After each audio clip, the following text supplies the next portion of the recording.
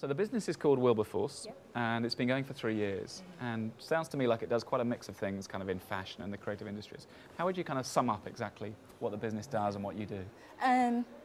Brand incubation, Right. so to speak. I work with a couple of designers, and basically what I do there is help them from beginning to end in terms of looking at their designs, helping them with their business plan, helping them find funding, sponsorship, getting them onto the right stores, catwalks, what have you. So that's that side of the business. And then I'd say my bread and butter really is sort of my project management background, and that's working with business support organisations or colleges and looking at various projects. So it could be looking at something like accreditation for something called Customer First. Or it could really be looking at how to help something really random, like how to help manufacturers in the East End of London. That's quite a different project that I was doing with London College of Fashion. So no 2 days are the same. It's always different. And what was the catalyst for you, going to work for yourself? I was made redundant about 4 years ago, and I just decided, look, I could do this with my eyes closed, what I'm doing, and people were coming to me and actually asking me to do talks and things like that. So I thought, okay, and I was getting paid for it, so I thought, well, I could see a business in this. And what about success? What do you think are your factors for success? Apart from that, I think, obviously the fact that you're passionate, the fact that you love what you do helps that. But I mean, have you always had that kind of strong sense of like self-belief or self-confidence that, yeah, this is going to be a success? Have you always kind of been quite focused in that sense? I have. I mean, I studied at London College of Fashion in Central St Martin's, and so I have a fashion background. And I always believed, I'm going to, have my own business. But if someone had said to me, back then, that I'd be doing what I'm doing now, I would have laughed, because I thought I was going to be a designer. And I think I'm unusual in the sense that I am a creative who is interested in business. And I think that's kind of helped me to drive some of my success. Great, that sounds really good. And best of luck with it. Thanks a lot. Pleasure to meet you. Okay, so here I am with Ian Burrell, and it's very apt that Ian and I should be sitting at a bar, because that's very much part of what you do and part of your story. Because you wear a number of hats, but the main one at the moment is you run a restaurant. You're a restaurateur. Yeah, I run a restaurant, Caribbean restaurant called Cotton's.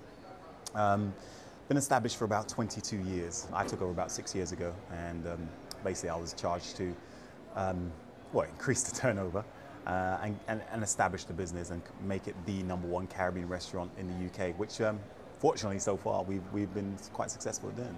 Great, well done. And before that, of course, you had quite an interesting background. You were a singer, and also you did a bit of TV presenting. Yeah. So what was the catalyst from going from that to running the restaurant? Well, I mean, I've always been in the catering trade. I mean, since when I left school, I took a year off and took a job in a bar.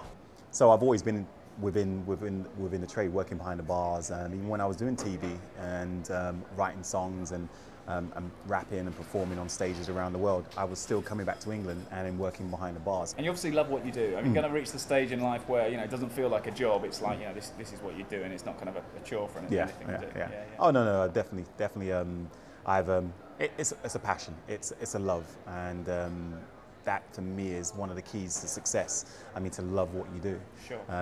When you wake up in the morning, if you have to get up and say, "Oh man, I have to go to work," that type of thing, and you're then working for someone else, so your value is what someone else perceives of you. That's a major chore. When you can get up and say to yourself, "Right, I do what I want to do, and it's something I want to do," it makes a big difference. It makes a big difference. No, absolutely.